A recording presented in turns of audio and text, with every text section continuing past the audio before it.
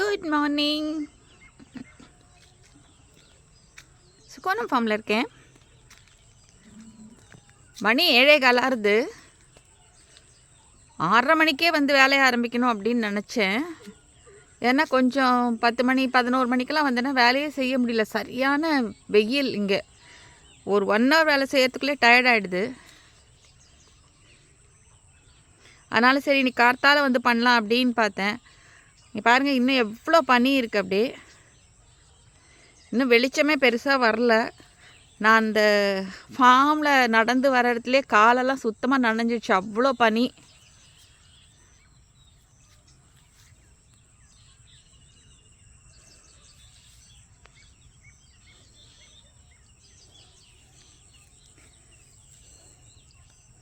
அப்படியே தண்ணி மாதிரி சொட்டுறது. ஸோ இவ்வளோ பனிலாம் வந்து தாங்கவே தாங்காது. எஸ்பெஷலி மாம்பூலாம் ஃபுல்லாக கருகிறது இப்போது. ஸோ இதெல்லாம் கொட்டி திரும்பி வருமா என்னன்னு தெரியல. இத்தனைக்கும் இந்த வாட்டி சரியான பூ. பட் ஸ்டில் இவ்வளோ பனிலாம் சான்ஸே இல்லை. பாருங்கள் டியூ ட்ராப்ஸ் எப்படி நிற்கிறது, அப்படி அந்த மாதிரி தான் இருக்குது.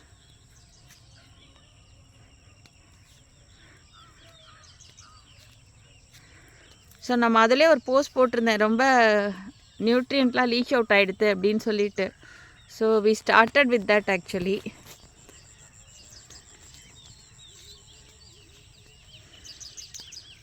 ஸோ தரைக்கு ஒரு வாட்டி கொடுத்தாச்சு. வாழைக்கெல்லாம் அது தவிர அங்கங்கே க்ளீன் பண்ணி அப்படியே ஒரு 2 மக்கு அப்படியே விட்டு வச்சிட்டோம். 2 மக்குன்னா கிட்டத்தட்ட ஒரு 2 லிட்டர்ஸ் அந்த மாதிரி ஒரு வாழைக்கும். ஏன்னா வந்து இந்த வாட்டி சீப்பெல்லாம் ரொம்ப சின்னதாக இருக்குது. Because there is no nutrient. அதுவும் அதுக்கு பொட்டாஷ் தான் ரொம்ப ஜாஸ்தி வேணும். அது இல்லவே இல்லை, எல்லாம் லீச் அவுட் ஆகிட்டுருக்கோம். அதனால்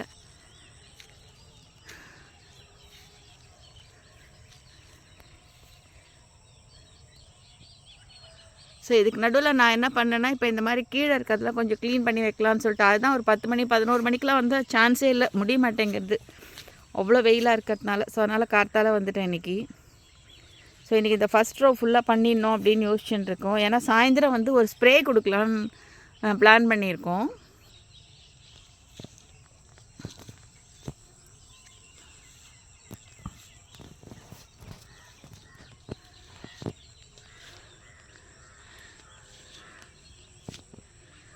நான் நேற்று அந்த ஸ்ப்ரேக்காக ஒரு 200 லிட்டர்ஸ் ட்ரம் எடுத்து அதில் வந்து ஒரு 1 kg வெல்லம் போட்டிருக்கேன்.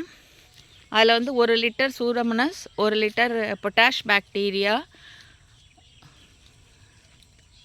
1 லிட்டர் பாஸ்போ பாக்டீரியா போட்டு, அப்புறம் ஃப்ரூட் கன்காக்ஷன் இதெல்லாம் போட்டு கலந்து வச்சுருக்கேன். இது எதுக்காகன்னா வந்து உங்களுக்கு வந்து பார்த்திங்கன்னா ஒரு 1 டே போட்டு வச்சோம்னா அதில் இருக்க நுண்ணுயிர்கள் வந்து இன்னும் நிறைய பெருகும். அதுக்காக தான். இதில் இன்னும் கலக்காத ஒன்று வந்து பார்த்திங்கன்னா மோர் கரைசல் தான். மோர் கரைசல் வந்து வீட்டில் கலைச்சி ரெடியாக இருக்குது. ஸோ அதை அடிக்கச்சு அதை கொண்டு வந்து அடித்து விட்டுடணும். யூஸ்வலாக எனி ஸ்ப்ரே வந்து பார்த்திங்கன்னா மார்னிங் 6:30 மணி 7 மணிக்கு அடிக்கலாம், இல்லாட்டா வந்து 3 மணிக்கு மேலே அடிக்கலான்னு சொல்லுவாங்க. ஆனால் 6:30 7 மணிக்கு அடித்தா கூட ஒரு 2 ஹவர்ஸ் தான் உங்களுக்கு டைம் இருக்கும். அதுக்கப்புறம் வெயில் வந்துடும். ஸோ ஜென்ரலே வந்து பார்த்திங்கன்னா நான் ஈவினிங்கில் தான் அடிப்பேன், 3 o'clock மேலே. இதுதான் நேற்று நான் கரைச்சி வச்சது.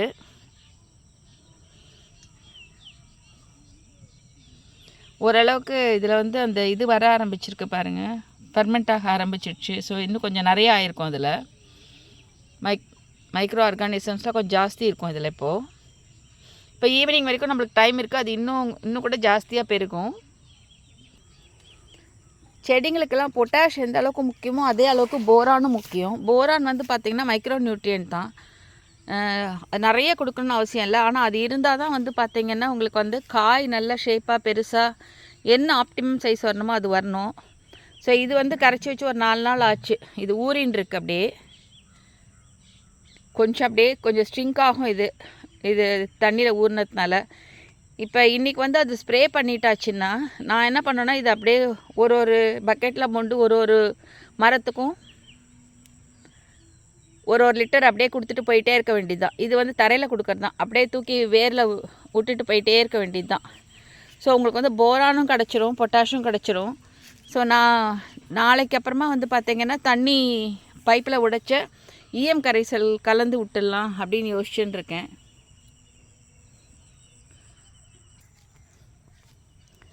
ஸோ நேற்று இந்த மாதிரி தான் எல்லாத்தையும் க்ளீன் பண்ணி சுற்றி அப்படியே எதெல்லாம் தொங்குறதோ அந்த களையெல்லாம் கட் பண்ணி கீழே போட்டு வச்சிட்டோம் மல்ச்சா. ஸோ அதனால் வந்து உங்களுக்கு களை அவ்வளோவா வராது. ஒரு 1 இயர் ஆனாலும் வராது. லாஸ்ட் இயர் பண்ணது தான்.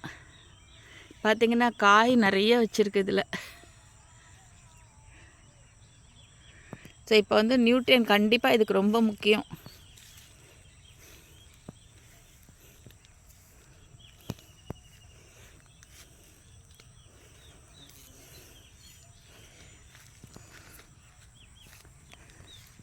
இந்த மாமரம்லாம் பார்த்திங்கன்னா கொஞ்சம் தான் புல் இருக்குது. அது கூட மல்ச்செல்லாம் அடிச்சுன்னு போயிடுச்சு இந்த வெள்ளத்தில். அதனால் ஸோ இது கொஞ்சம் க்ளீன் பண்ணி விட்டு மேலே மல்ச் போட்டோம்னா அதுக்கப்புறம் we don't need to worry about it.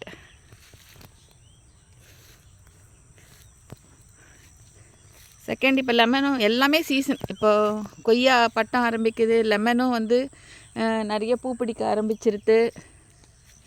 ஏற்கனவே ஒரு மரம் வீட்டில் இருக்க மரம் காய்ச்சிட்டே இருக்குது. இந்த மாதிரி இங்கே நிலத்துலேயும் நிறைய பூ பிடிக்க ஆரம்பிச்சிருச்சு. ஸோ அதனால் ஃபார்ம் ஆக்டிவிட்டி தான் ஃபுல் ஃப்ளெஜ்டாக ஓடின்னு இருக்கு.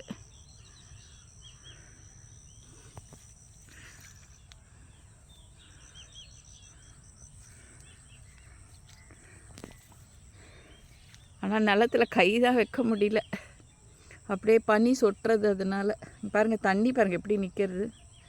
கையெல்லாம் ஈரமாகிடுது. பட் இது பண்ணிடணும் இப்போ.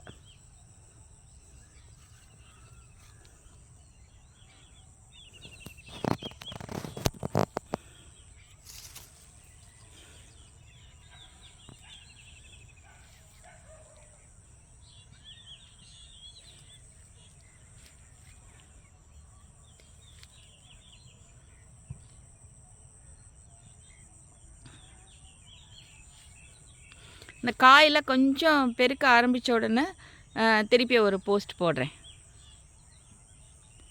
தேங்க்யூ.